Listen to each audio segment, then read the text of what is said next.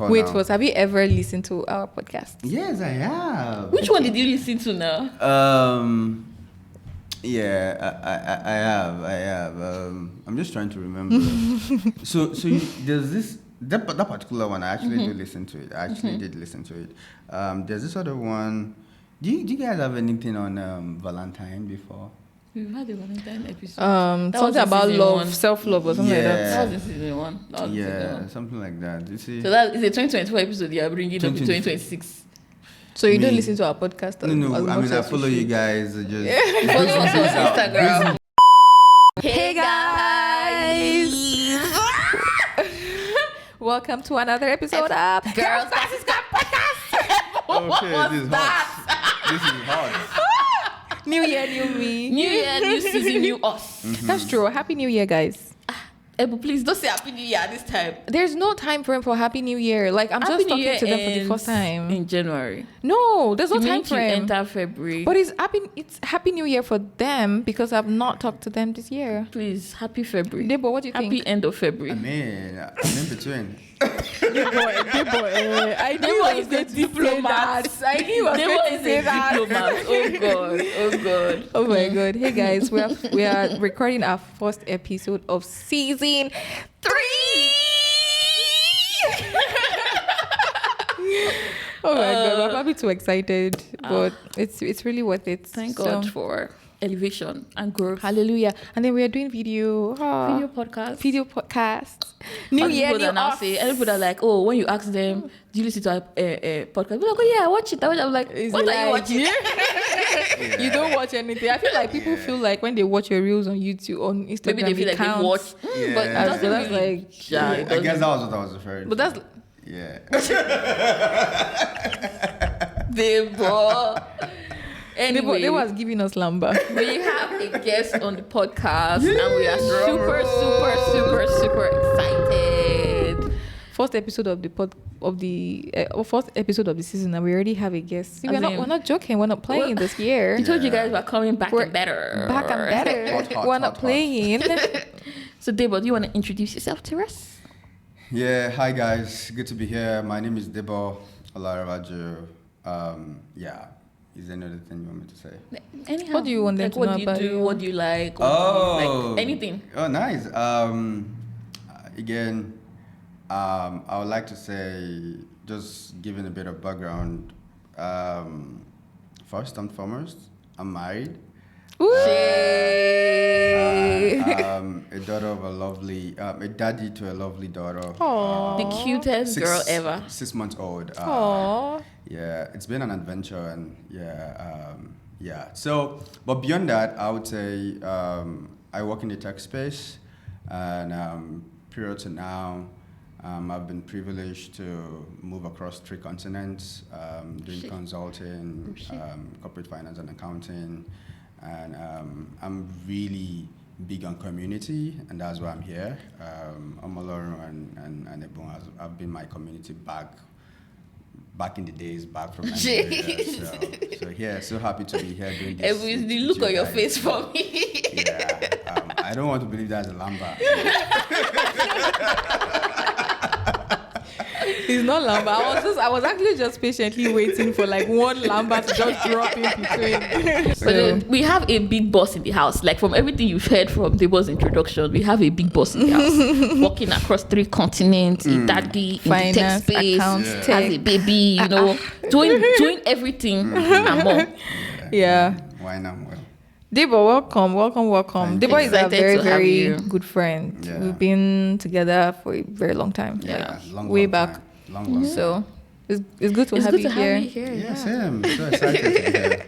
So given that this is our first episode of the year, Yeah. and the last time we recorded was December, Yeah. so we'll go through what we've been up to since then. But Debo, you can tell us what you've been up to like more recently, maybe your Okay. week. Maybe we should start from you actually. Yeah. Like, how has your week been? What have you been up to basically more recently? Yeah, I mean it's been a great week. So where I currently work, we're more in the less busy season, so it's been more relaxing, chilling for me. I mean, a couple of I think things will get busy again in 2 weeks time. So I think this is one of those weeks where I get to have a good time with my family, with my friends, and I'm also so excited to see. I think one of my team member was promoted. Oh, nice. And I think what that really gives to me is, so hey, there's opportunity, there's career growth in this place, and it feels good to see those kind of things happening where I work and within my space. And and also myself and my family will be going out for a couple events later this evening. So excited to see what that looks like. Joining other family to celebrate love when the season of love. Valentine's Day. Yeah, this February. Valentine's month. Yeah, Like. so I would say it's been a great week actually. So yeah. Nice. Ebun, how about you? How was your January and first 3 weeks in February? Hey, I'm trying What to have you remember been everything that I've been doing, but it was good. I think the last time we recorded was December. I can't remember, but like last week in December or something. But I like hadn't. that. Okay, so I think after I recorded was when I hosted, right? I think I hosted after we recorded. Yeah, I believe so. So I hosted a couple of friends on 26th of December, which was really good. It was fun because I was doing some work, light work actually, not the worst, during the holiday period. But having people together, on the 26th was really good. We had a nice time. And then what else did I even do during that December period? I can't remember. But January it was just came. like a few days now. Yeah.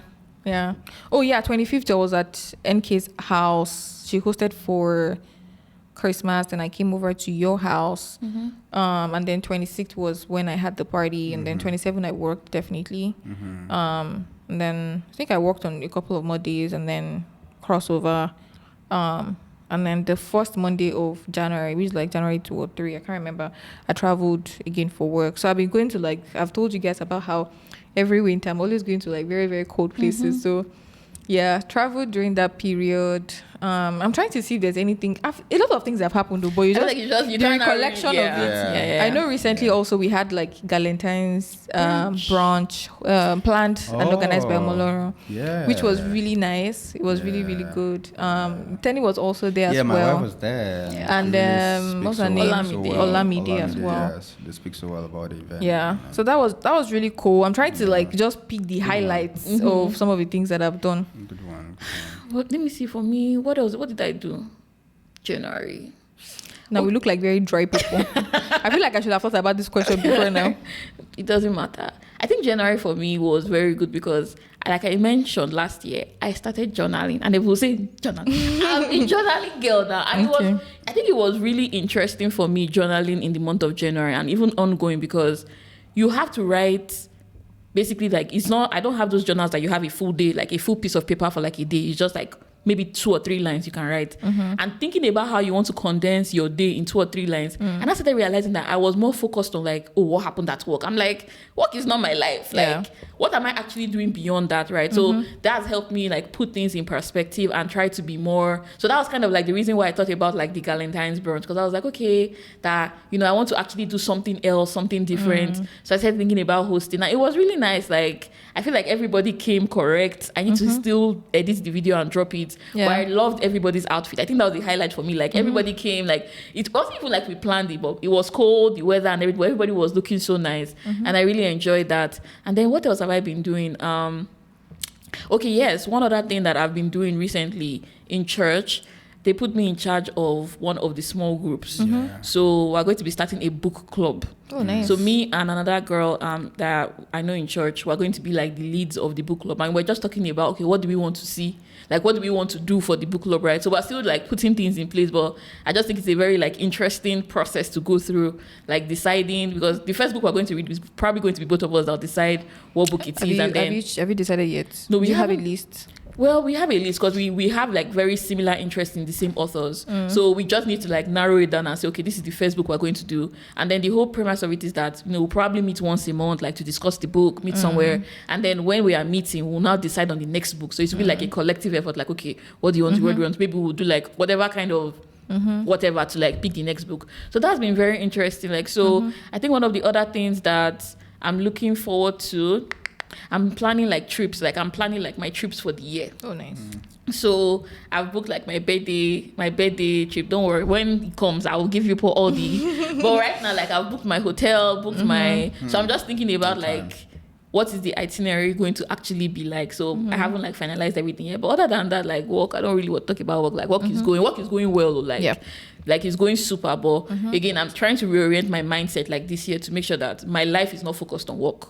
Like I'm doing other things beyond that. So that's how my week has been. And then I'm also going for like the couples. There's like the church is doing couples game nights. So this is going to be the first time they are hosting it. So it'll be interesting to see what it looks like, because I know when we do game nights in your house, how people start shouting. Yeah. So I'm curious because all these people are like, you see married people in church and you're like, oh, this person is cool. You not go to game night. You see the real people. So it's going to be so much fun. I'm sure. It'll be very fun. I just remembered as well, like outside of work, I remember like last week or 2 weeks ago, someone in UG had reached out to me to be a judge at the Dogs on Top competition, and that was like really cool because I participated in that competition when I was in school about 3 years ago now, or 4 years ago, and like being a judge, being on the other side felt so good. I'm like, it's so nice to like review other people's work and have opinions, but like when you are in the seat yourself, it's a different ball game. So that was really cool. I met other people as well. So I told the person that I said, look, invite me anytime. Like I'm so down because I love like listening to the next generation. I didn't know how much I loved listening to the next generation until some of the things that I've been involved in recently. So that was really good. And it was a very busy time for me. I feel like I've had like busy weekends back to back. Because I remember I came back from Boston on Thursday, traveled to Athens on Friday. Then Saturday was the brunch. Sunday I had a full day. So it's been like a very, very busy one. At work as well, I was like, I'm part of the planning committee for like a give back / kind of some pre-recruitment thing for sophomores. And it's been so eye-opening. Like obviously, like when you're here, you start to think about things in bigger perspectives of not just where you come from, but how the world works. So it's been so eye-opening to see the differences in type of perspective, mindsets, experiences that the people here have compared to like what you're used to back home. So yeah, that was something that bothered me for a little bit. Like I feel like everybody has, in fact, even because I had brunch before coming for this, and even at brunch, like I was talking about this the whole time. Anyway, I've been gathering a community of people, to be honest, and I'm very glad at how responsive people are. So I need some time to put things together. Like I'm casting a vision. And I'm going to be leveraging a lot of my community, a lot of my network. I don't think I've ever really leveraged my network before. So, but that's something that I'll probably start doing from now, to give back basically. So be on the lookout. Who knows? Yeah. Maybe someone listening will want to be a part of it. I don't want to like say a lot right now, but when we have things in works, I'll let you all know. And I think it even brings us like what you said, because we've also talked about it, and I think we've mentioned, how when you come here and you see how not far ahead, but like how far ahead some people are at the time. So for example, now let's say what you were doing when you were 25 or 20, and you see people that are let's say for example you're 30 now, and what you were doing at 20, and you're looking at people who are 20 years old now, you're like, how are you thinking so far ahead, etc. So I think it's just like, in a way, culturally, like sometimes we didn't have that opportunity at the time, at the age we were in, when we were back home in Nigeria. And then it brings us to like one of the conversations we wanted to have with Debo. Debo already gave his preamble of he's a continental map. What did you say? You walked the 3 continents, or you lived in 3 continents. So give us a little bit more background about like your history, like traveling, like living in different countries. Like how did you start? You can give us a background of like, how did you start? Where did you school? How did you start your career? And then how that career progressed till where you are now? I mean, good question. Yeah, and thanks so much, Ebun, Omo-Olorun, just trying to chime in here. You talked about culture, right? Alongside culture, I also say the environment. So I think the environment too is also part of it. The enabling environment really also contribute to some of the things we see young generations doing now as to what it were for us. Talking about my background, I grew up born and bred in Nigeria. Went to one of the good schools. Let me just say the lies. Because you are married to somebody that went to the same school. I went to Great Ife, Obafemi Awolowo University. I was looking for you to say the best. But you said one of these, so it's fine. I mean, we're humble here. We're humble. We're humble here. So I went to Ife, studied accounting. After which, while I was in school, I mean, prior to going to Ife, in secondary school, I've always knew. So I had two career paths that I was not sure. Either I was going to be a pilot or I was, really? Yeah, either I'm going to study aeronautical engineer or I'm going to. So the big names when we're growing up. So, but then, I mean, coming from a humble background, and so I started making some research, and someone was like, aeronautical engineering is quite expensive. Like, are you sure it's something you could afford? Okay, it's like doing accounting or in the finance might be the best place. Then I've always admired the bankers, how they dress so smart, sharp, and all of those days. So I could recall when I moved. So back in Nigeria in high school, we have just 1 to just 3. So when you're wrapping up your just 3 is when you make your choice of where you want to go. And I could recall going to the commercial class, and I could recall some of my folks saying, "Hey, Debo went to commercial class, so that I'll be carrying first." Because I mean, I was like, people think that if you're commercial, you're not so smart. You're not so smart. But fast forward to, I mean, I give that context to say that. So at that time in high school, I knew I wanted to do accounting. So while I was in, I mean, again, Nigerian situation, went to poly, moved to. Obafemi. Can you talk a little bit more about that actually? Because people come from different backgrounds in Nigeria. So a lot of people take the same step that you took, and a lot of people stop halfway. While some people then see through. So can you talk a little bit more about that, and hopefully someone. So I think talking about the polytechnic journey, right? I know back in Nigeria during my time then, I think things are a bit better off. I think as at that time, there's this quote unquote discrimination of those that go get a polytechnic degree and those that went to university. There's this perspective that the reason why polytechnic was set up is a bit different from why the university system was set up. So graduates of those institutions somehow, especially from polytechnic field, are a bit limited to what they could actually do. Right. So, and again, being from looking at where I came from, like most Nigerians are quite very ambitious people, and they don't want to go. They don't want to tread a path that will limit them at some point. And you even see this even in the labor market, right? Like there are certain roles that they are not open to polytechnic grad, right? And even for companies that even employ polytechnic grad, there are limitations to even how far you can go, your salary. Exactly. So which is mind blowing to me, because like that, those are some of the differences that you also see when you go out of the country. Like there's a big disparity between university and polytechnic education. And but here it's like, do you have a BSc? Yes. Do you have an MSc? Yes. Like it's not, where did you get it from? So obviously, like there's like maybe like the Ivy Leagues and all of that, but it's not between the university and polytechnic thing. But I think the way they were also structured, if we are being honest, like the way, I'm sure you know the differences. I mean, they would tell you back then the polytechnic curriculum and syllabus is such that it's more for technical guys. Why the university is more for the management administrative guys. So it's more or less the polytechnic guys are expected to be on the field, while the university guys are the one making all of those strategic decisions and all of those things. So I mean, that's the understanding we have, and that's what NUC would tell you as at that time. And that's why you have polytechnic, like technical, more or less like an advanced form of technical school.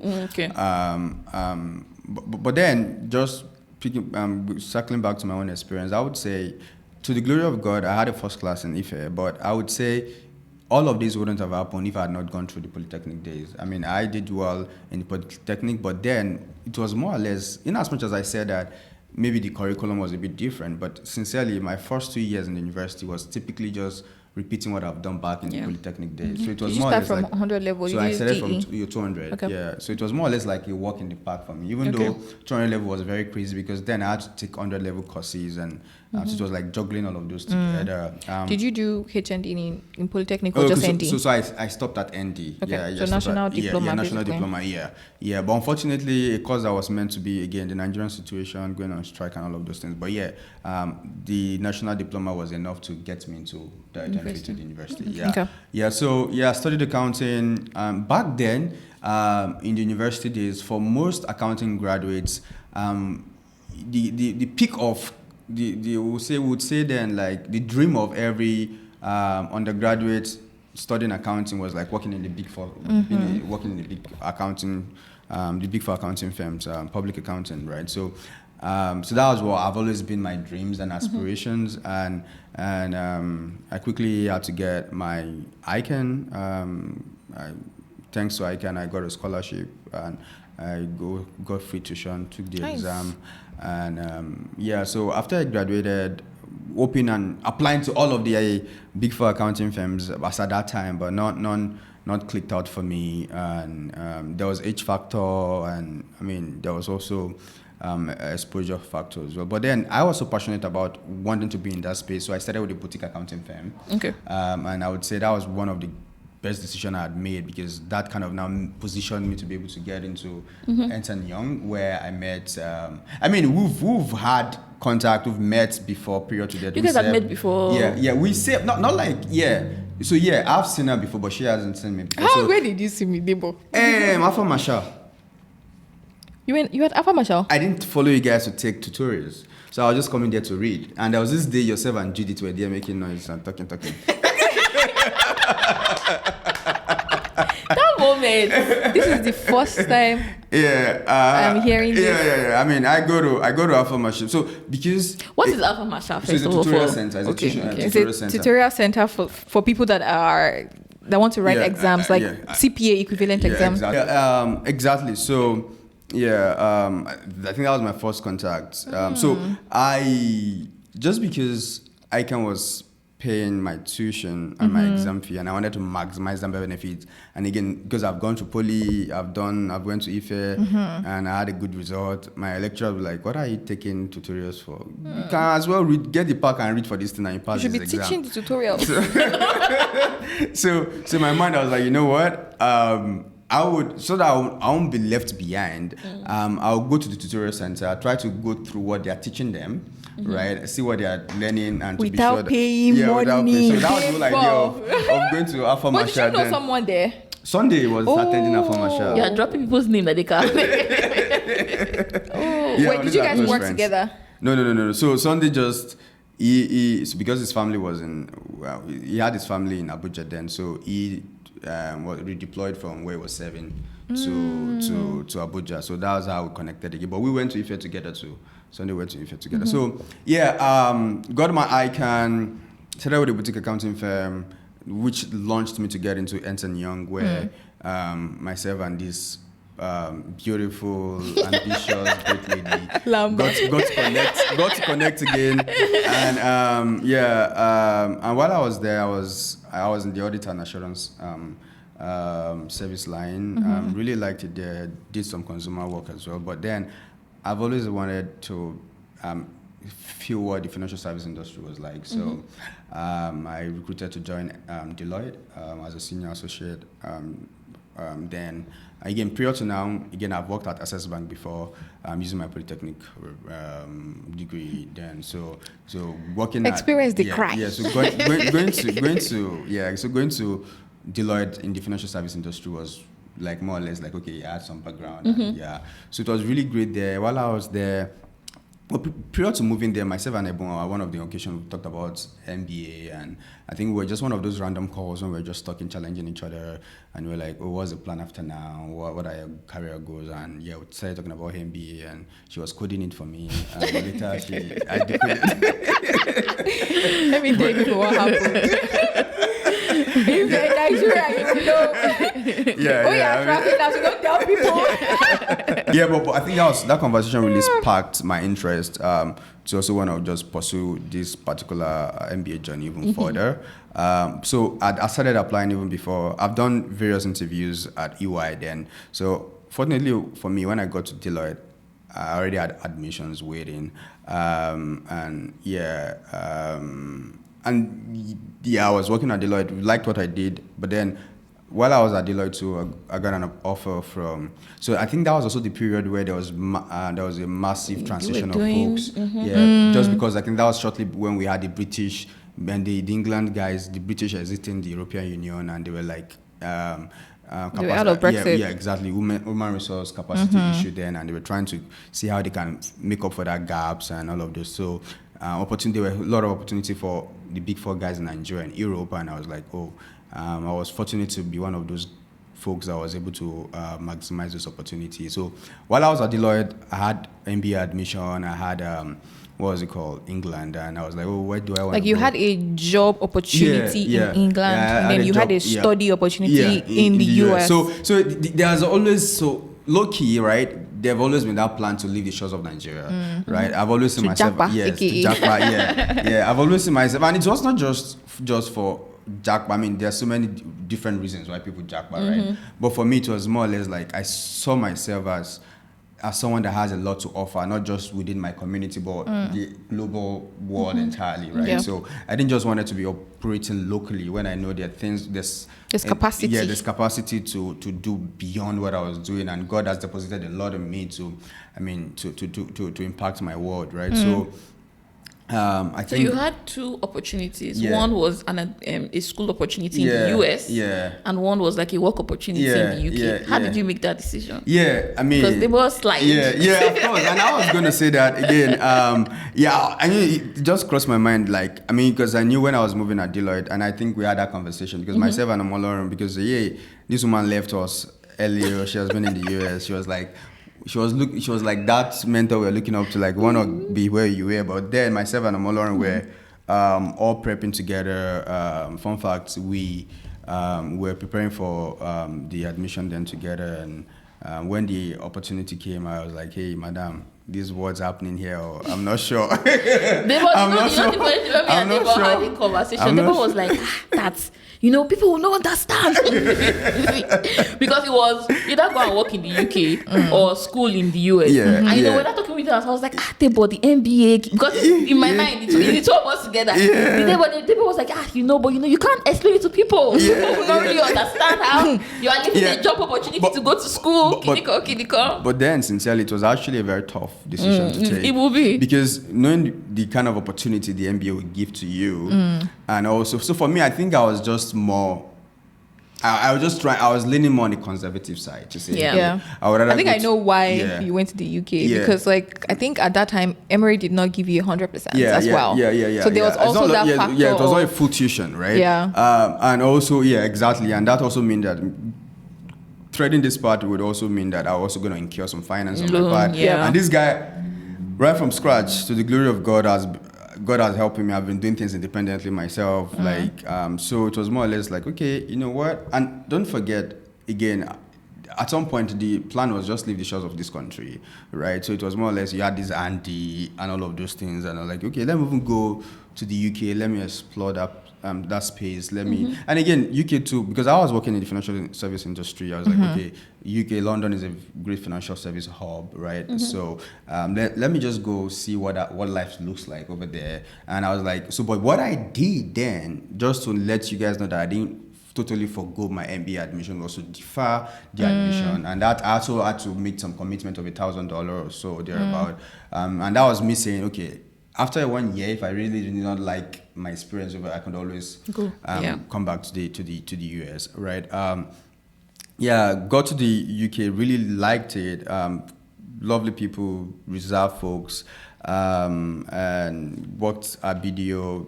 So magnanimous company, they paid everything, relocation allowance, like to try as much as they can to ensure that my settling in the UK was very easy and without any issues. And yeah, but then for me it was now more or less repeating. It was more or less like doing what I was used to do back in Deloitte. There was nothing really different. I would have thought, I think the only thing that was different was possibly the culture, right? The culture, the professionalism, and all of those were a bit different. When you say cultural professionalism, like, can you just give like one or two instances of what was very different in like working in the UK versus? Yeah, I mean, being a Western world, right? As compared to coming from an African setting where we, in terms of, I think there's this tendency of like people have, like every voice is like, you have a voice in the workplace, right? Like people are not, unlike quote unquote, and just finding the right way to put it. But back in Nigeria, there's this respect thing where we kind of adore our boss, adore our partners. And they can do no wrong. Yeah, they can do no wrong, right? But you're in an environment where everybody has a voice, everybody has a say. And I could recall, I think I was discussing with Ebun, I could recall one of the days back in Nigeria, if you're in a client site and a partner is coming on the site, everybody is shaking, everybody is trying to be themselves, everybody's trying to like shake. You don't see that, like, in fact, nobody really even care if the partner is showing up. And I think it's one of those, and I think one of those, like, you are encouraged to be yourself. Yeah, regardless of where you are, and you don't have to form. You just the authenticity and how people have been genuine with what they believe in and what they stood for was one of those things, and also how people respect time. People respect there was no Nigerian time. Yeah, no Nigerian time. Like I could recall when I was trying to get an accommodation, like the agent said 2 p.m. If you are 5 minutes late, like they move on to somebody else. Yeah. So these are some of the experiences that I would say really resonates with me, because sometimes when you're in a particular environment and you just think that is the norm, certain things cannot change. But when you now, I think that's one of the things traveling does to you, gives you exposure, it changes your perspective and all of those things. Yeah. After a year, I mean, the first month was great. I think the before UK we even go to like what, and we'll soon get to the meat of this, which is like UK Japa versus America Japa. You've told us that you shot Japa. Yeah, right? Japa, yeah, I left. Did you have any culture shocks in the UK when you first got there, aside like the two things that you mentioned? Yeah, I would say, talking about culture shock back in the UK, aside those two things, let me just think through it. Yeah, I mean, I would say one of the culture shock is all of these. Even in the UK too, they do small talks as well. Yeah, like, just meeting somebody for the first time and the person is like telling you everything about themselves and be like, we just meeting. Like you be like, so yeah, that was like, oh, and again, I mean, I now understand better, but for somebody like me, I was a bit vulnerable. I was like, oh, like these people are pretty lovely people. Yeah. And I love those things. I would say that was like a culture shock for me. Then another thing I also remember back in the UK is the fact that people is how people adore pets. Right, is how they adore pets. Unlike, I mean, I know some people are so crazy about pets, but people bring pets to the office. People like I mean, it feels so weird for someone like me, coming from very humble. Because some of the lifestyles some of these pets even enjoy, even human beings. Yeah, like what's happening here? So yeah, but then so those are some of the culture shock I could recall for now. And I would also say my first month in the UK was great. Like, I think the UK law doesn't allow you to tax paid employers. So the money was looking so lovely, great. There was relocation allowance. I was really happy. I was like, oh, good God. But there was somebody. from the second month, the tax and all of those things start kicking in, and for me it was like the tax was just becoming. It was my salary was just going down every month, and see, money is good though. It's good to have passion too, but money is important, right? Because I remember then when you're interviewing, you're so passionate about the accounting profession, you want to do this, but you also need money, right? So at some point, that was when I started remembering that, there's nothing really special about this thing I'm doing. Like, the same thing I was doing back in Nigeria is what I'm doing here. And again, the money is like, the tax is really crazy. I mean, this relative though, but that was my own personal experience, right? And there were a lot of bills to be paid. In the right? UK? Yeah, in the UK. Okay. Yeah, there were a lot of bills, right? I mean, from Nigeria guy that is moving to the UK where you pay your rent annually and you bills, sometimes even you dodge some certain bills in Nigeria, but here you have to pay for everything, council tax, you have to pay for electricity, internet, you pay for your what's it called, your rent and all of those things, and with that it's like all those other taxes you also have to pay, and as a Nigeria guy that I am, my job was in Manchester City. It was in city center. When I saw the way things were going, I mean, again, I didn't mention this. I have a cousin back in the UK, so I stayed with her for like a month. So when I was going to get my own accommodation, I had to go get it in Wigan. Wigan is not like the eyebrow area. Things are not too expensive there. So yeah. How far away was it from Manchester? I mean, it was about, if you were to take a bus, so let's say about 45 minutes an hour. Yeah, that's from Manchester City Centre. That's not so bad. You know the thing. Sorry to interrupt. You know the thing that I feel like will be the biggest culture shock for me when I go to, like, if I live in the UK or something, is like the bus system. Yeah. Because I feel like because things are closer a little bit and they have like the trains, the bus, like people rely on it more. Yeah. But here, is that you Uber or you? No, but in certain cities in the US as well, they use the bus and train system, like New York, for example, train. Even Chicago.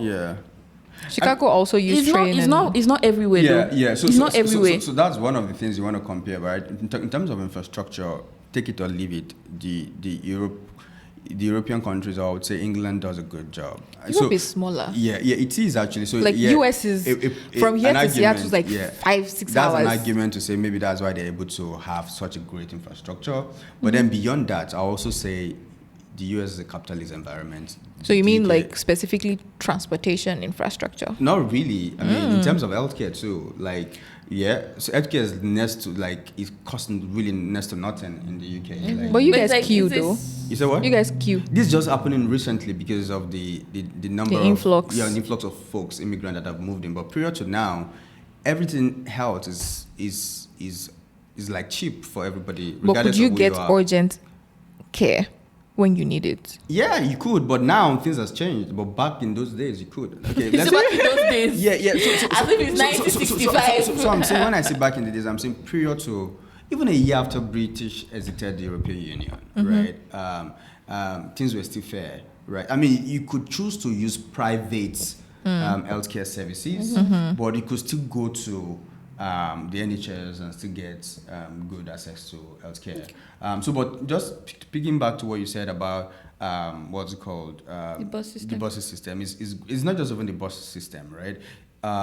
If you should go to, at every bus station in the UK, you have, if it's not a city that has an airport, you have tram, you have train, you have bus, all connected to that particular station. So you have the options of choosing any of the means of transport you want to do. How expensive? And in London, you even have more. How expensive is the? They're pretty cheap. They're pretty cheap, and compared to what we have. So a good comparison would be to places like New York, Chicago, like you mentioned, and some of the eyebrow state in the US. But unlike in England, virtually all the county or provinces have that same system of infrastructure. Like, you don't, it's not as like in the US where some states have it and some states don't have. This one is all over everywhere. Like, you have it almost virtually everywhere. And when you look at, and there are also incentives for for certain age group, like if you're less than 18, you also have incentives to not pay certain amount of money for transport, right? So it's basically the government, because it's a socialist economic system. You see the government discounting a lot of stuff for folks, and you see that in the healthcare. You see that. But I think it's the only thing they've discounted for us recently is Georgia tax. Yeah, I think it's even a different system entirely, because in America, like different states run their things in different ways. But like it's more centralized. And I think it's I can't remember what the government system is right now. But like things flow, and I think it's the same in Nigeria as well. Things flow from federal then to states. But in these places, like there are things in this state, you have federal law. Exactly. And because we have a lot of, this country is more capitalist intense. There's a lot of lobbying going on, right? And again, this has a lot to do with culture too. In here in the US, as you guys are aware, one of the great culture here is like the culture here encourages individualism, ambition, scale, right? But back in the UK, it's more of a reserve culture. Like how do we help our people? Like how do we help the lowest of the lowest in the income ladder? How do we ensure everybody is just doing fine, right? Again, there are pros and cons to it. The pros there is that like everybody is like wealth is redistributed from those that are earning so much to those that are not doing so well. I mean, the cons to that is that you're disincentivizing those that are working hard, right, to do more and to put in their best. And I think that's one of the reasons why I had to leave them, because I felt I could do better, I could earn more, right? And we just pegging me to a certain pay. And I mean, there's more money in the US. The records have it. There's more money in the US. There's more opportunities in the US. Again, back in the UK thing, I think another thing I like the fact that there's no gun violence, security is great. Another thing about the UK that I really liked, I always tell people that it's a place for young folks, young family, especially in the UK, starting life, because you really don't really pay so much, right? Actually, for young family, they're just giving birth now. I know how much we spend just giving birth here in the US. I mean, thanks to insurance, right? But imagine if I had not had insurance and all of those things. But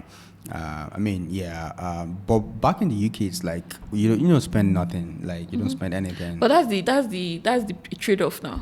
So in the UK, they peg your salary at a particular point, but then you get free healthcare. But then you come to the US and you can earn as much as you want, but you will also pay for that healthcare. Good. You totally just on point. That's the trade-off. And talking about the UK system again, there's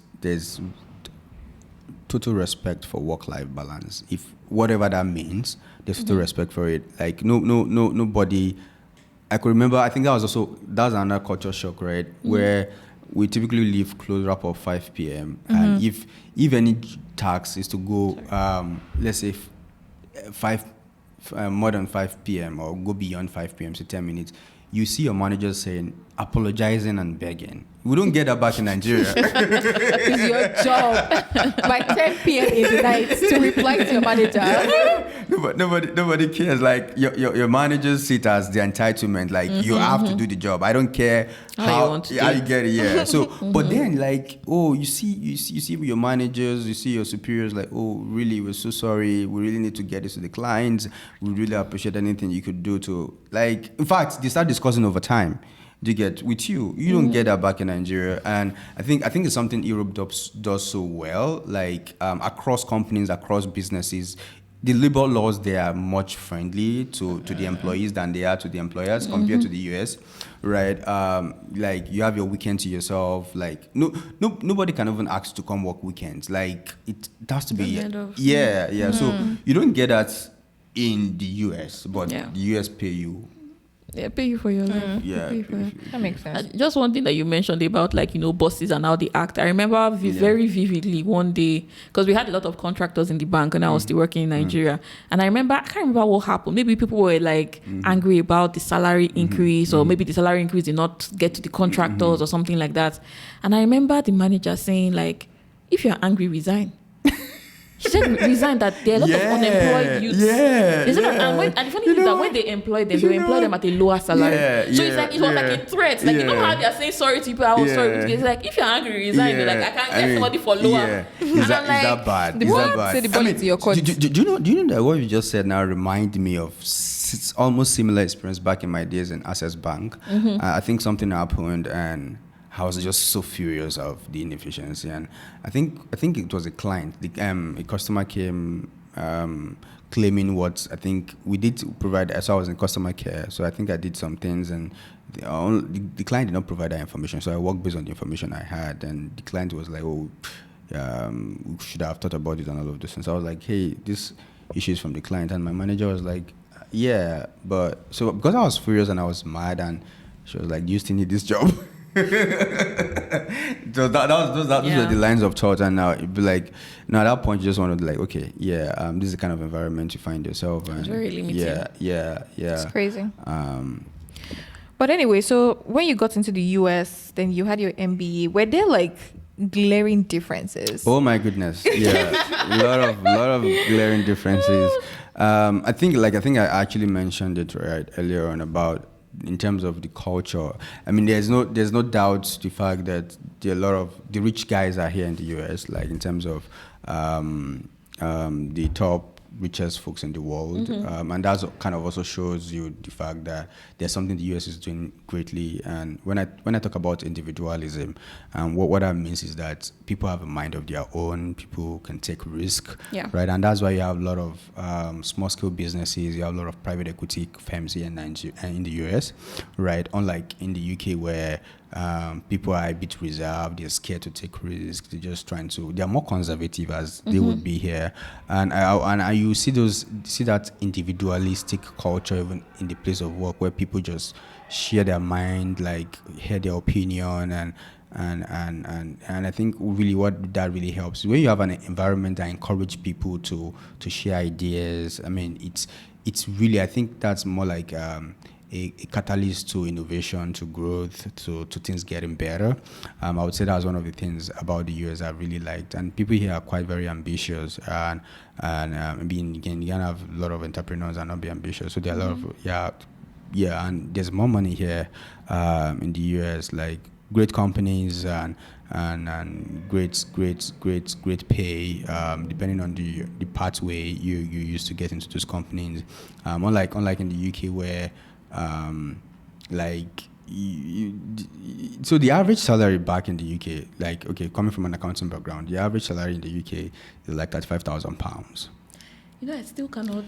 Yeah. Like, I don't know how to translate pounds to. Not like I don't know how to translate it, but when you're in the US, it can be one for one. Yeah, I know, but because the economy is also very different. That's what I'm saying. So when people are asking, like, let's say for example, is £50,000 I'm like, okay, I really cannot tell you whether that's good or bad based on my experience in the US. So let me give you maybe something that might help. So currently, I think $1 to naira is about say 13.50. Okay, 13.50, right? So it pounds to naira should be about 2K thereabouts. Okay. So but I don't even think it's like it doesn't still rate. Translate. I think it's just like the system, and I think I was also having this conversation last. The system is different. For instance, like how much do you buy groceries in the US versus how much you buy groceries? Let's go so into it's that. not one to one. So yeah, I agree. I think we're talking about standard of living, cost of living. In terms of food is cheaper back in the UK. I feel like it's cheaper. Cheaper and expensive is very relative. Yeah. Because if you look at the average, what's it called now? The average income rate of an American, and you look at the average income rate of someone living in Europe, for instance, divided by the average expenses. Okay. It might be the same, although the amount is different. So for instance, if someone is earning $100,000 here, you might be spending, let's say every month you're earning like 100 divided like maybe like 5,000. Okay. 5,000 maybe 4,000 every month. Yeah. How much of that goes into tax? Yeah. US tax. How much of that goes into utilities? How much of that goes into grocery expenses, right? How much? So like once you now remove all of that and see what is left, even if I have $1,000 here, what I can buy with $1,000 here is different from what somebody can buy with £500. Yeah, I mean, good analogy. But some people tell you, give me more money and let me deal with my expenses. Yeah, I mean that's how some people So, for look at instance, it. if you are earning £35,000 in the Yeah. UK, you might be good. Yeah, Like- I mean, so yeah. Just going back to your point, some people will say if you're able to if you're earning about 70,000. Do people get to Yeah. 70,000 pounds? Oh, Of yeah. course, people do. Like so, Like in the average- accounting, Not average, like But that's working- like high. No, in high. the accounting field, in the public accounting space, right? Most senior manager get paid 75,000 Pounds. Yeah, 75,000, 80,000 pounds there. But and again, it's just in the London area, like because life in London is a bit on the It's high side. expensive. That same senior manager may be getting maybe 50,000 in Manchester. And that's a good But amount just- for I mean, that. I That's don't a think- good amount for that area. Yeah, exactly. Just going by what the analogy she's. The disparity is just too much for me. Yeah. It is, but let's even take them piece by piece now, right? Again, I totally agree with Ebun when he talks about what cheap is relative, right? But you just want to look at it in all. Let's look at it holistically, right? In terms of, let's even say, how much will it take you to buy a particular product here, and how much will it take you to buy that same particular product in the UK, right? Drug, for instance, right? If you want to buy a particular drug in the UK, you pay for it, 10 times. You pay for it 10 times the amount here in the US. Yeah. Yeah. 10 times. So is it more expensive in the US? Yes, or is it more expensive? Okay. Yes. So again, like when people say cheap and expensive, I find it really hard to relate with that word because it's not like it's expensive. It fits into the type of money you are making in that environment. Okay? Yeah. So it's not like it's expensive. It's like I mean, it can be expensive, but like a lot of times when people say, "Oh, the US is more expensive than the UK," and then they will now tell you, "Oh, the US pays more than the UK." Okay, so let's look at it this Like- way. Okay, I have one. One. Let's use like shoe for example. Okay. Like let's say Nike shoe. Like it's still something that people relatively get. Yeah. Nike shoe is between like 80 to 100 depending on what Yeah. kind of shoe you're getting. You might get higher or lower. So if somebody tells me that they spent like $85 on a pair of Nike shoes, I'm like, that's normal. Yeah. That's normal. But if they spend £85 Yeah. That's on a lot. shoe, that's Yeah, a lot. That's a lot. Yeah. Exactly. So that's why I'm saying that what is now the equivalent of normal for something like that in the UK? So what some people would do, I don't know if this addresses the question, but what some people would do be like, and I think you also try to raise that point of, okay, we want to net all of your expenses and what's the, is it disposable income? What's the disposable income? Yeah, disposable income. That's what you're left with after all of those expenses, and compare both, right? I still strongly believe that, and again, we're different, and we have our priorities or we have our interests. So for me, if I'm earning £75,000, and this is just my own argument, right? And let me just go back. While I was an assistant manager with BDO. Yeah, I was earning about 40-something thousand pounds. I was in Manchester. I was in Manchester. My flu was. I hope she doesn't see this, but I know she was earning almost above £100,000. Pounds. Oh, okay. Yeah. I mean, if you shoot the conversion, maybe closely. I mean, again, she was in New York, right? But just in my own mind, doing the quick analysis, I'll be like, I mean, look at 41. But she's spending more. Of course, she is spending more. So how much do you pay for groceries? Let's say averagely in a month. Average in a month. Yeah. In the UK. In the UK, I think on the average month, I don't think I've really exceeded $100. £100. That's it. £100. That's in a month. And yesterday I went grocery shopping. I spent over $400. Yeah. Like It's great. Yeah. it's not like one to one. I'm a single guy. Wait, Oh, you know, well, we know. I'm married. I mean, Stepping on you. Yeah. So again, I mean, I totally get what you guys I'm are not saying. saying like one is cheaper than the other. Yeah. I'm just saying that the economy is different. So you cannot, because when people hear It's not equivalent. people hear numbers. Yeah. They don't put into consideration everything that goes into that number. It's not the same. Like if one person is earning $100,000, Yeah. another person is earning £50,000. It doesn't mean that the person earning $100,000 has a lot more money to dispose than the person earning £15,000. There might be some variations to that, But I strongly believe that the amount that you spend, if you spend like half of £50,000 on things, and you spend like half of $50,000, what you can do with $50,000, it might be the same thing that you'll be able to do with that £25,000. I mean, valid point. Now, I've spoken to folks that have moved from. Now, this is the part I want to go. You really, you see more folks move from England to the US than you see folks move. And I'm talking about career guys, people that are doing well, they're experts in their various profession, than people moving from the US to the UK. Why would you want to move from the US to the UK? Good question. Now, again, like I said, we're different, right? And what drives our motives and all of those varies. But let's not go deep into money matters, right? So when you got into America and then now you're earning money, what do you think now? Because I know, like, so you what also, do I take in what perspective? Obviously, you're making more now. You have an MBA, so you have, you're a tech bro. You have a higher pay. Why now? The tax system here, is it similar to what you experience in the UK? I mean, I still feel the tax system here, it's is still better than what I have back in the nice. UK. Because again, I just tell you, so there's the normal tax. I mean, I've not been able to sit down to like do the comparison line by line. There are different form of tax, but I know back then you pay your income tax. There's what they call NI. I think there's something what they call NI. I don't even know what they use that one for.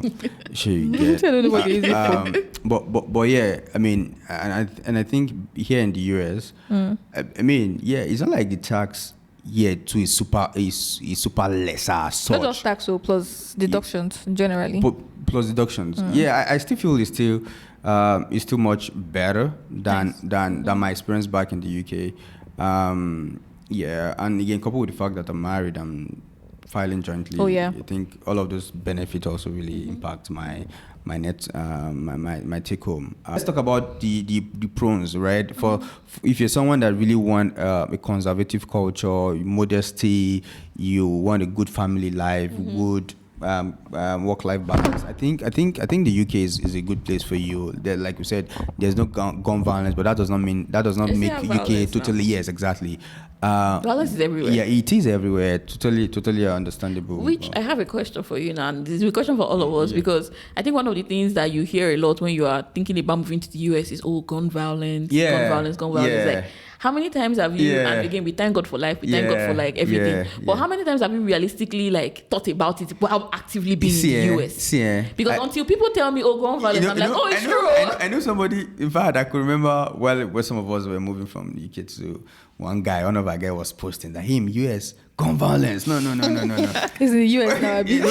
No. Some of our colleagues in Deloitte. Okay. He's still in the UK now.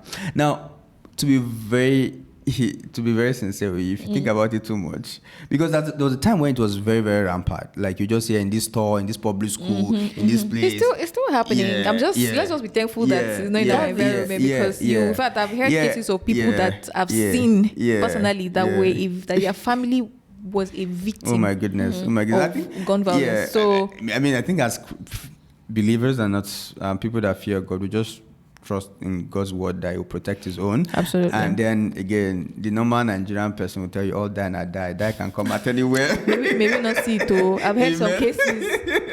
I'm like, just that God word that you said, let's just hold on to it. Because I heard a particular case and I know the person. I was very sad for them. God will not make us victims because Amen. Amen.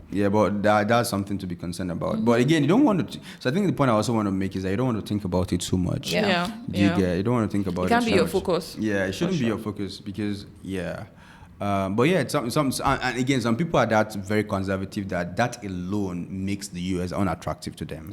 True. Yeah, and like they wouldn't have anything to do with where anybody can just have access to gun and shoot anyhow. And we hope that sometime the US government will do something about it. All right. A long thing, but you know. That one is beyond our control. We'll continue to pray for them. Are there any other social differences that you want to point out? If there's none, it's fine. What about like like building your community? Like, how easy was it, like in so, UK versus here? So the beautiful thing about the UK is, like we said, it's not as, I mean, America is big, right? So it may be a bit difficult to build community because people are dispersed all around and the landmass and all those. But in the England precisely is not that much. It's not. People are not that dispersed as such. Like people stay within close proximity, right? So it's easier to build community, and also just because England is a bit closer to Nigeria in terms of it's just about 6 hours, right? Yeah, the flight. Okay, 6 hours, and also the time zone too, right? We almost it's the same. It's just 1 hour. So there's a big African community. The UK is really diverse, right? I mean, the US too is diverse, but again, from it's someone concentrated in some places versus other places. And even after the immigration stuff, I mean, those days you say London, you have a lot of in fact, there's a place in London that you have more of. It's called Peckham. Like when you're there, it's more or less like in Lagos, right? So you see people with your native attire, all of those things. They have food and all of those things. So London, Birmingham, Manchester. Those are places that when you are there, you're like, oh, it's more or less like you're back home. So building community in those places is quite very easy. Okay. Unlike here in the US. But you were in Wingham. I mean, what did you say? Yeah. How did you build community in Wingham? Wigan. You don't watch European League. If you watch European League, you don't know where Wigan is. Which one do you support? Which football so I was in Manchester. I was staying in Manchester. So I was more in Manchester City. So did you go for any game? Yeah, I've been there. Yeah, nice. Yeah. You don't follow Wigan to watch football? So Wigan was just to cut costs, basically, and just so you cannot be loyal. It's suburb area. I mean, you cannot be loyal. Anything that had money to the pocket. So just talk about the... What was anything that had money to the pocket? Just talking about the fact that... so because the UK is the proximity is not... So even the cities are not too far from each other. So from Liverpool to... You can literally walk from Manchester to Liverpool. Yeah. Like how many days? It's like if you're going by train, it's about 30 minutes. Oh. Yes, so that's Manchester to Liverpool. Manchester to Birmingham, it's about 30 minutes train. I know train is high speed now. No, high speed train. Stop. They have they'll stop all those stops. So some of those provincial counties, they're not too far from each other. So that's another thing about the UK that I really liked. So it's easier to just connect with folks and the transportation system is just great. You asked question about if there's any other social. I mean, I would say the fact that because of the great African community there, it's easier to organize a lot of events with folks, and you also have like a lot of Nigerian dishes, African dishes, Ghanaian. I heard that's very accessible to buy as well. Very, very accessible. Very accessible. And I don't know, maybe because of maybe this has to do with me, but I mean, there are a lot of things in the UK that I can eat compared to here in the US. Like I'm not there yet. Like a lot of things I still see. I'm like, what's this one? What's one that has shocked you the most? Yeah. I mean, I'm not a vegetarian, so when I see all those cheese, I was like, I think that's my own. When you see a food that does not have any form of meat inside, what's all of this? Or when they invite you for an event and they're like, oh, there'll be food, you not get it, you not see cheese board, chakaturi board. This was the pronunciation. When you say chakaturi, what's the real pronunciation?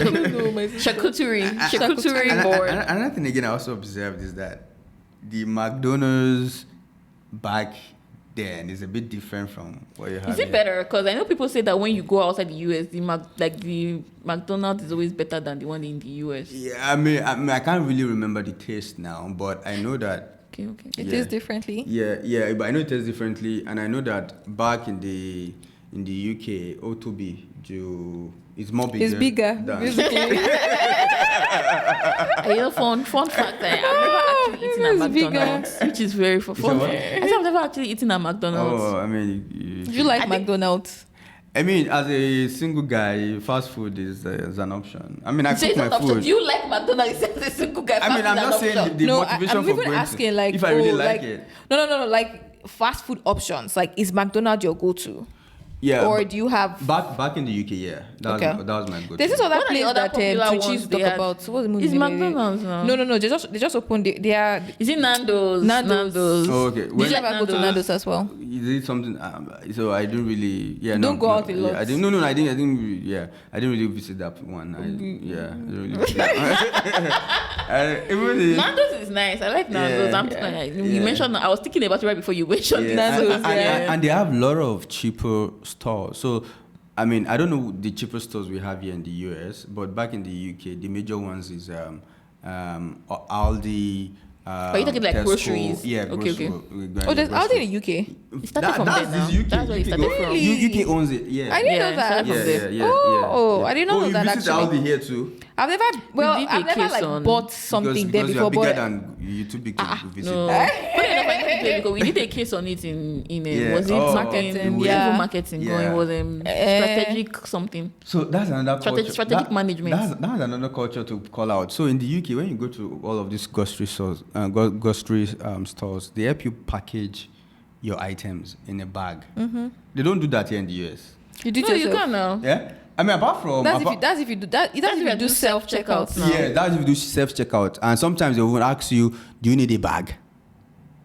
Wait, in the UK? In the US. It depends on the store you go to. It depends on when we went to DC, they don't used to give back to some anybody. states have Some states have sustainability thingy where like don't if you give go, back to anybody. I think California also you have to buy. I can't remember. I think so.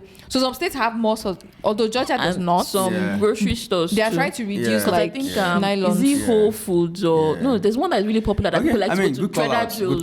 Do you know, I never had thought about it that could relate to all of those sustainability issues. But me, I was thinking, they're trying to save UK costs. is more sustainable from what I've heard. Yes, now Europe generally. Yeah, they are They actually. recycle. Yeah, but for them, so I think me, I was looking at it from the fact that you do things yourself. No. I was looking at it from the fact that maybe folks here were just trying to save costs, like you virtually have to pay for everything. That's specifically in Aldi.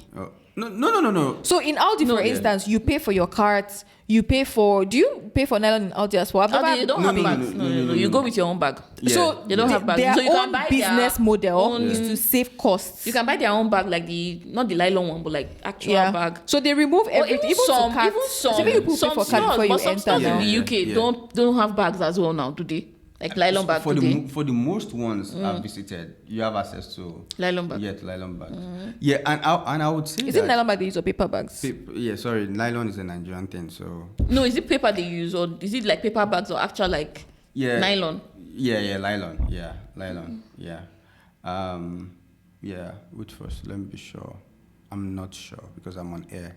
I can't really recall now. I don't think they use nylon bags. Yeah, I don't think they because I've heard that they are very sustainable and then they try to like. I don't think they use nylon bags. I remember that when I was going to. I typically take my bag when I'm going to. You carry your bag. Yeah. I typically take my bag to it. But another thing I wanted to call out is the tipping culture. Yeah. In the US, I heard that in the UK you don't even have to tip because it's already part of the meal in a way. I mean, that they give. It's still even a thing in the UK. It's not. That's it, right? It's so not. They said that it's already been considered as a part. That's the argument. That I've heard. Right? That it's already been considered as a part of the. Except that's like gratuity meal or something. So you're talking about food, right? Yeah. Okay. To give to like the waiters, but over here, you just get your normal hourly rate. Every service here, both products, commodity, and services, you have to tip. Yeah. But that's not what it is back in the US and back in the UK, right? Mm-hmm. You don't have to. Like, it's just how we've now make it it's like a norm. I mean, it's a norm, but it's like something you have to do. And if you don't do it, it's like you're breaking one big law here in the US. People look at you with bad eye. Yeah, people look at you with bad eye. In fact, people see it as an entitlement that you have to tip me, but you don't have that in the UK. I think another perspective on it again, and so one of Toby's friends, and I think you might know him, Shayo. So I think when he came to see us like that, we went for maybe dinner or something, and he tipped, and he was like, that there was a situation where he had to work. Yeah. So I think when you've worked maybe like all these like fast food or something like that, because they don't pay them well enough. Yeah. What the real money they earn is from the tips. Okay. So, when you've now lived in that kind of situation where you are kind of reliant on people's tipping, you'll not be like, why would this one not tip? Because that's how you are earning your money. Yeah. So that way, it sets your mind in such a way that when you now go out, you will want to tip because you know that, this is what these people are living on. Yeah. So I think, but when you come from a culture where it's not normal and you tip for good service, like you only tip for good service, it's like, why am I doing this? You'll be very resistant. Yeah. I mean, valid point, right? But I think for the most part, it should be very voluntarily. People should do it voluntarily. I mean, That's it's the culture that they have here. That's supposed to be voluntary. Yeah. But it's like, it's you that are feeling bad or guilty that you're not giving because they kind of make you feel guilty for not giving. Yeah. But now I feel like I even see it differently. When I was a student, like I'll be like, actually, when you're just entering into the culture, you're like, why? Like, because it's very different from where you're coming from. But like, when you are here, and then you then start to understand that, like $10 plus. I mean, and you've got the money. Yeah, you spend it. Yeah. Funny enough, one thing I see online is that even when people are dating, like obviously people that were born here and everything, if you are going on a date with a guy, that's one of the ways they check to see if that's a good guy. Yeah. If he does not tip the waiter or waitress. Yeah. And I think you're just calling out great things now. So another culture shock for me in the UK was when there was this female friend of mine, and we've been, Ademilade. So, and we've been like, she was in London, I was in Manchester, and we always say we'll meet. Then she was like, I'm coming to renew my passport, my Nigerian passport in London. I was like, okay, that's fine. She's like, you take me out. I was like, I'll take you out. I was like, okay. She's like, don't worry, I know you're scared, we'll go Dutch.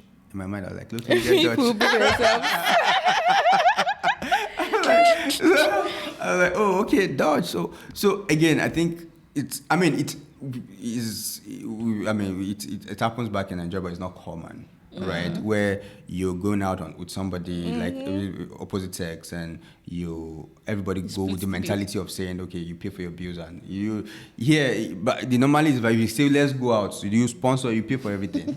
Do you get? So I think that's also something that that was like, interesting. Have you ever gone for like a birthday? I've heard situations of people that they'll go for a birthday party. The first time they'll think that the person doing the birthday would like buy their food and everything. When they're not done eating, they'll be like, this is your bill.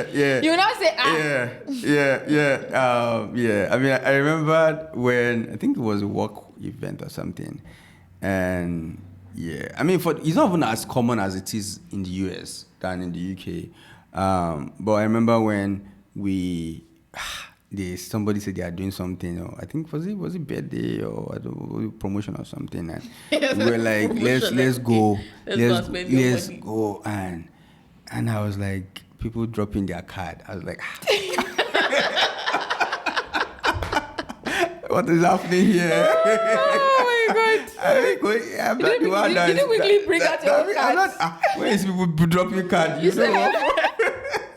I think another thing again, talking about dropping of cards too. I don't think it's that common I think for some certain restaurants it is in the UK, but here, maybe because I've stayed here longer. But here it was when I like drop card for people to take and go and take. Okay, that you'll carry your card. You don't want to try that in Nigeria, like How do we used to pay in Nigeria? Okay, we just tap, you put it in this and then put your pin. Well, because or you transfer. So the thing is, or you transfer. Usually use your credit card here, and if any nonsense happen, you can cancel. You just call your Nigeria credit is card debit card. So it's like right there and then. You will need to put in your pin before the thing will work. So another good thing again is that here you can return almost most of the things. Right, like if you buy something and you don't like it. In fact, some people have now abused the system whereby. Is that also the same in the UK? Yeah, it's the same. Yeah, Nigeria. The moment your legs step out of that shop, please. The way they do that, they don't know you. It's so funny. They'll be like, okay, so what should I do? They're like, come and buy another one. That's what they'll tell you. Yeah. But you know, sometimes folks even in the US now. I've had, and I think that's why when you go eat and you drop your card, they would, once they bring that stuff, they would ask you to sign. Oh yeah. Because we have, so we're like, I was just curious that I was like, why do you ask guys to sign? Before you go and cancel it. Yeah, and they would even also ask you for your ID card. Like, can you show ID card? Okay, That's if you're driving alcohol, no? No. We didn't take alcohol that day. It was in Little Lagos. And they asked that was because it's a lounge. Lounge, right? So they have like an age confirm. But if you're not taking alcohol, they will not ask you for your ID card. Yeah. But I think what I was also even trying to call out is the fact that, again, some people try to also game the system and not counseling. And so sometimes there's also like this back and forth with the bank and the merchant trying to say, hey, this person actually used this service. So you now want to like, okay, how do you verify that this person actually look at his signature, is signed. So that's actually a really good one because I heard that some people went for Dirty December in Lagos. That one is crazy. I think it was last year. Spent a lot of money, came back to the US, cancelled that money, got their money back. So what that means is, and is even this one is even more complicated because it's like US Nigeria, and Nigeria is already so like. I'm even surprised they allowed them to use credit cards. I don't think it's credit card. I think you can also do the same for debit cards. I want to think so. That's very interesting. So at the end, I don't know if it was credit or debit card, but at the end of the day, it's like they gamed the system. In a way. And I'm not sure because those ones are also not used to that particular system.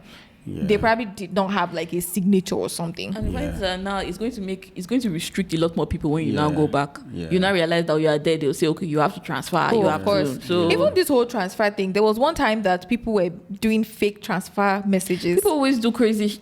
Like they would literally generate, even before AI became like a buzzword, they would generate a fake message to show that, and sometimes like bank delay. So at the initial point, merchants did not know, and then they will now see like fake message. Days later, money has not been transferred, and people have gone away with like millions of dollars of millions of naira of goods. So I mean, and it's quite unfortunate that I think criminality or crime is not specific to any it's not. any race or any but then I think we can all do better as human beings. And the funny thing I saw a video yesterday, and different things have been happening like in the world and society and everything, and people are just talking about how the world is terrible, bad things are happening, and the guy in the video was like, bad things are happening is not new. That if you go back to the Bible in Genesis, that you had Adam and Eve, you had Cain and Abel, that we didn't even get to 3 people before one murder happened. Somebody was not like, that the first person to die, it was true murder. So what are you saying that right from the beginning of the world, like violence has been everywhere? You say, just going by what you said, it says, I think somewhere in Genesis, it said the art of man is desperately wicked. And evil continually. Oh, that's a different one. No? Yeah. The art of man is wicked and evil continually. So it just tell you how we could be as the default of man is just true. So at the end of the day, it's God. What would have what could have been so bad that you had to kill your brother? It's jealousy, it's sin. At the end of the day, it's sin. What could have been so bad that you had to kill your brother?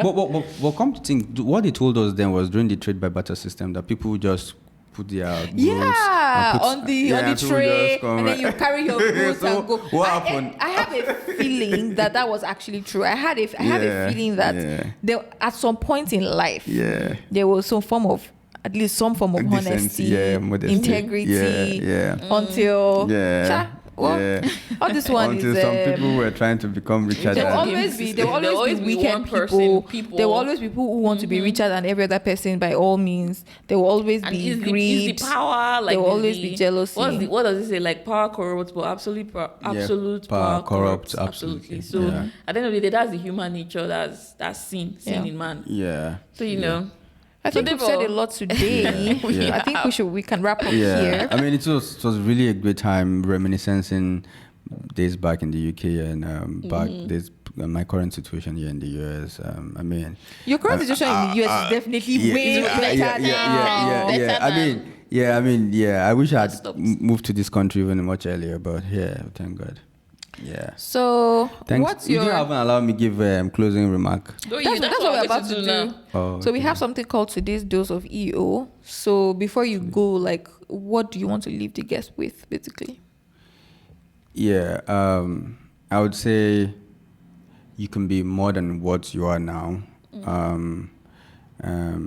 Yeah, and I said that from the mindset of just being a better version of yourself.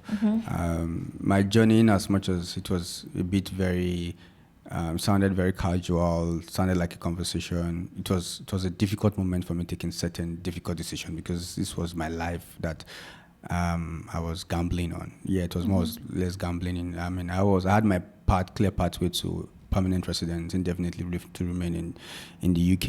I threw that away and came to the US as a student. Yeah. F1. So yeah, F1 student, and so more or less like living certainty for uncertainty. But what I was just trying to drive at there is that dreams really actually comes true. You just, again, yeah, maybe in retrospect, I was a single guy. I could take as much risks, and if anything should happen, I own up to it. I'm responsible. I could face it. But being a married man, maybe not.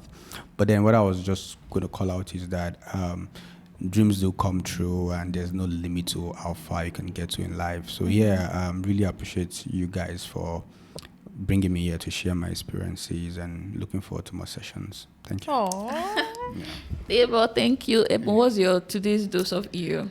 Be kind. It doesn't cost anybody to be kind. Like there's so much unkindness in the world right now. Like sometimes these days I don't even, when I watch Instagram, I scroll a lot these days, because like I just see different things and I'm like, this is so unnecessary.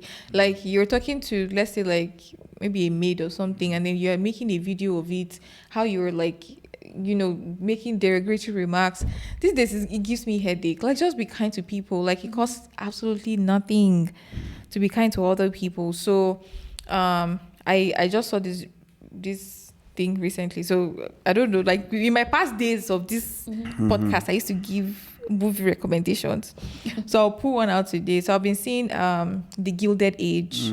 I love like historical European movies. So Downton Abbey, Queen Charlotte, things like that. So anyway, there was just this guy who he was like a footman. People that are very familiar, they're like maids, like men maids basically, for the house for people that come from Europe. Anyway, so he discovered like an alarm clock, and thankfully for him, everybody around him like supported him. They were like, oh, you can do this. That was the only reason he broke through, because everybody around him told him that he can. Only one person was the hater that said that he couldn't. But the people that told him that he could outweighed the person that told him that he couldn't. In that movie, if you have seen that movie or that series, you know that he would never have done what he did. He would never have like invented something eventually if the people around him did not. And nobody owe you anything. You're a footman. But that act of kindness, all of them brought out $1, $2, $3. Say, go and get a patent, right? So that really like brought something to me. Like for people around you, it takes you absolutely nothing to be a source of encouragement, to be kind to them. Let's make the world great again. Yeah, I agree. I mean, I know I've said my piece, but just to like double click on what she said, for me, one of my core values, or one of my values that drive me as a human, is empathy and kindness. I think if everyone in the world could be empathetic and kind to each other, I think the world would be a better place. Than it is now. Absolutely. Okay, so my own today's dose, I think just one part that we spoke about, like integrity, right? I think it's very important for you to just be a person of integrity. And I think there are a lot of things that integrity can buy you that money cannot, right?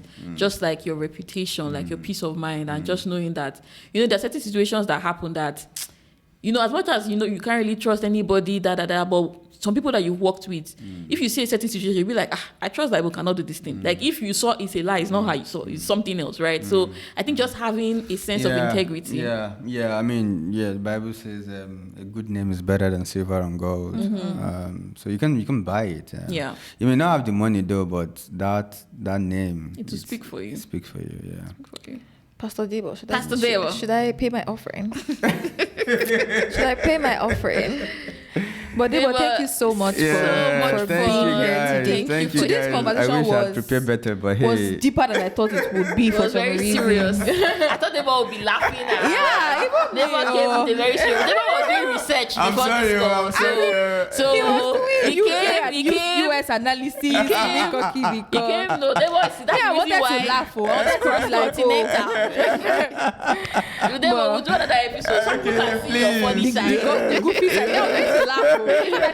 I thought you would give us accents. You know, I have to. Because I saw you. Behave myself. I saw you I don't know making where this video. I don't know where this video is going. Look at this not human I being. saw the making a call, and the way his accent changed. Culture thing.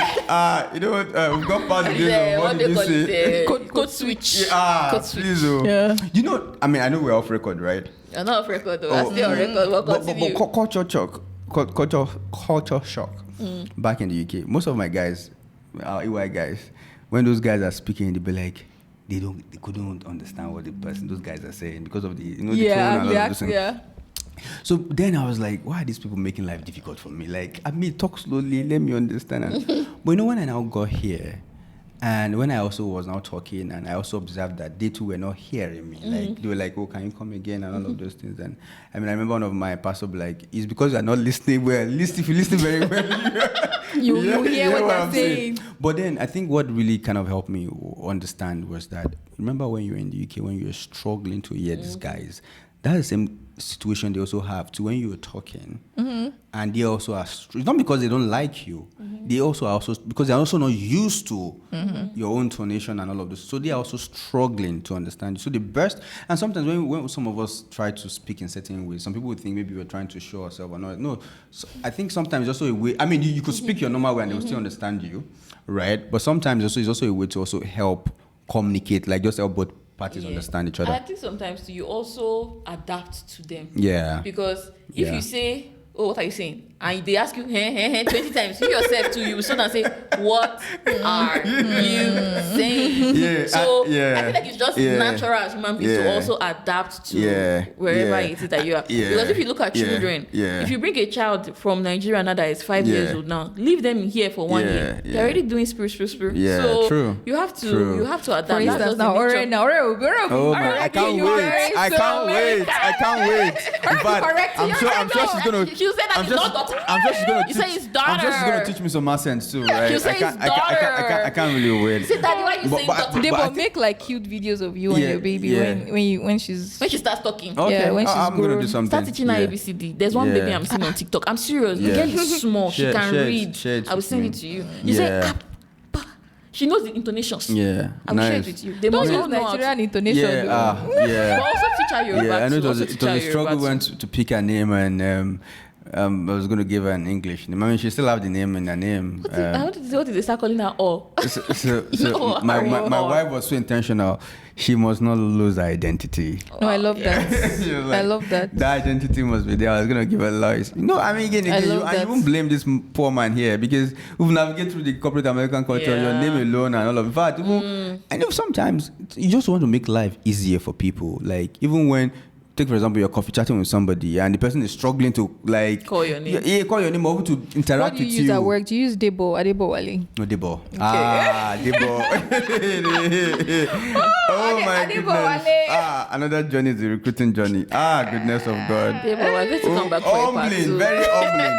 And navigating the corporate American culture. Hey, I'm still learning. Part two, actually. I'm still learning. And I think it's something every immigrant should look forward to.